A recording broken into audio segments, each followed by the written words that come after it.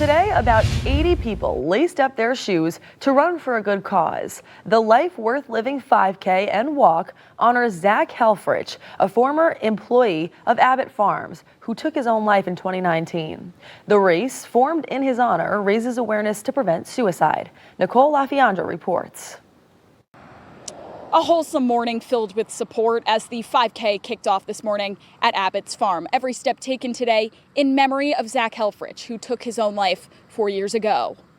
Racers warming up at the starting line to support a movement for a life lost too soon. Zach Helfrich was 19, had just graduated Baker High School, and was headed to Virginia Tech. I know he really wanted to go there because it was the happiest moment that my wife had seen. Money raised will go towards the fund started in Zach's honor, with the mission of building awareness and reducing the prevalence of suicide among young people in our community. The event today also brought up an important question. What are the leading causes behind suicide, and how can it be prevented? Rob Helfrich, Zach's father, says he believes the lack of time spent with other kids plays a role. A lot of it's based upon technology, and it's not just, social media and social media bullying. I think kids are lacking a certain degree of socialization because they end up getting involved in a lot of video games and things like that, but they don't.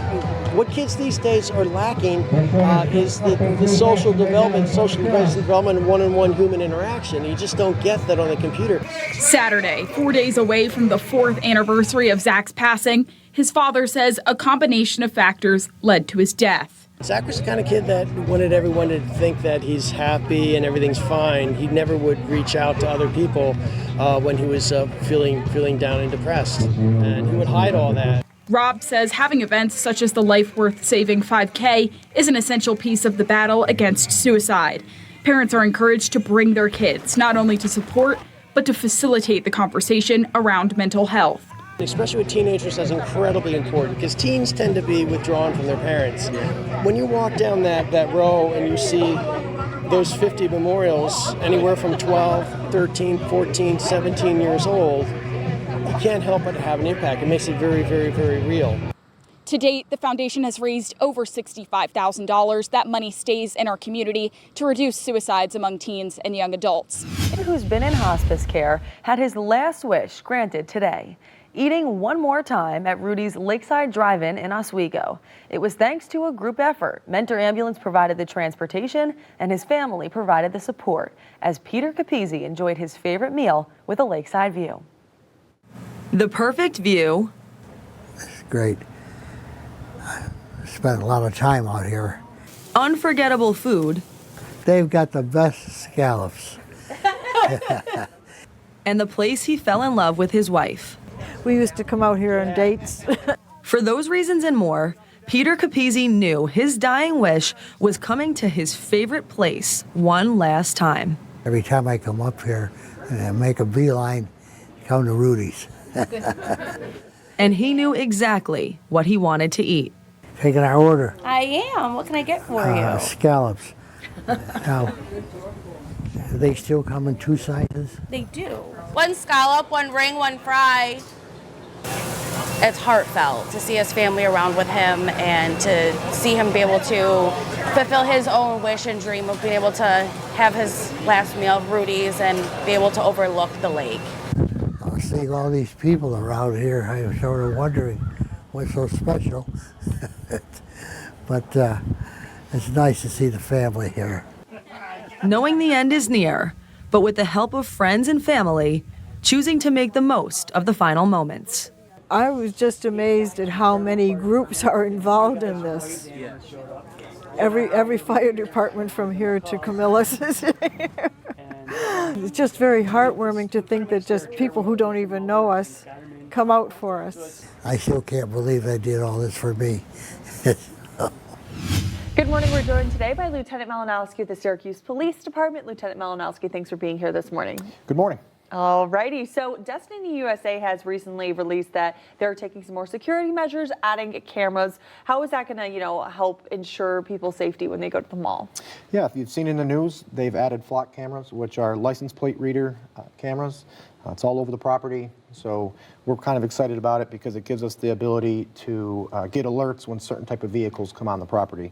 So if those vehicles are involved in a crime, if they've been in some sort of, say, shots fired, stolen vehicle, we're going to be alerted for that. And then also, there might be a case where, say, you have a missing endangered person, a loved one, and they left in a certain type of vehicle, Amber Alert, we're going to be able to get those type of notifications. So I think it's just another step, another tool in the toolbox to try to keep them all safe. But again, excited about this one. I know people have privacy concerns. We're not going to be spying on everyone's license plates. We don't own the data ourselves. It's stored with the flock company. But again, just to know, these are vehicles that have been involved in a crime or there's a specific reason why they need to be located. And especially I feel like this could also be helpful, let's say something were to happen at the mall, you guys can then use that video to help find who might have been responsible. 100%. It's going to really increase our ability for these type of investigations to have vehicle information. If we know a person's license plate, we know who the registered owner is, where the vehicle comes back to. So it's going to help us a lot, again, to solve crime and keep people safe.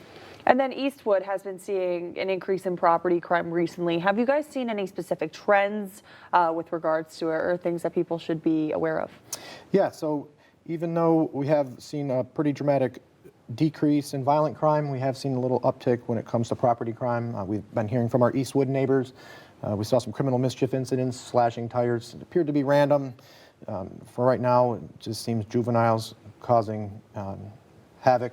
And it's unfortunate. I know it's frustrating for people, especially to start your day like that. We are on it. We are looking into it. One thing we can note, though, to keep people safe, it's really important that you're keeping an eye on your neighborhood. So if you see someone that doesn't belong there, giving that call to 911 so we can send an officer over. But again, if people just stay vigilant and look for crime, give us a call. We can try to prevent it. Perfect. And then speaking of environmental, keeping an eye on your neighborhood, we've been talking about environmental ways that you can make sure to ensure that your property is in the best position to avoid criminals coming and taking advantage of you. Yep. So we've been highlighting different ways that they can do that. What would you say are some, landscaping things potentially that people can be aware of and note? Yeah, so sticking with the SEPTED theme, which is crime prevention through environmental design, got some information for people here. So if you look at this house here, we're going to talk about landscaping and overgrowth. We have to remember that criminals don't like to be seen. So if you have a property that is well maintained and your brush is cut down, you can see from the pictures here, the one on the left, obviously, a lot of overgrowth. That would encourage criminal activity. If someone was trying to break into your window or through your door, it'd be hard for us to see that, especially if we were patrolling a neighborhood. You can see on the house on the right, a well-maintained house, it's going to be easy for us to see that. The diagram here, just to show your trees should be cut up about 6 feet. So again, we can see the front of your house, we can see your windows, and your bushes. Very important that those are actually below your window height. You see some houses where the brush has grown over your windows. You may like that for privacy, but it's not really good for security. And then something that we kind of were talking about is you can pick different kinds of, people might think it's a little funny, but you might want to pick a different kind of bush to put there that might also help with safety. Yeah, as silly as it sounds, putting thorny bushes outside your windows would discourage criminal activity. Put some different trees and shrubs in here that do that. But surprisingly enough, someone's going to think twice if they're trying to climb into your window or see if it's unlocked and they're getting poked by a bush. It would discourage criminal activity. So just something to think about. Just another way to stay vigilant and try to reduce property crime. And as always, you can reach out to the Syracuse Police Department if you're interested in getting your property assessed, and they'll kind of give you those tips and tricks specific to you. Well, Lieutenant Malinowski, thanks for being here this morning. Thank you.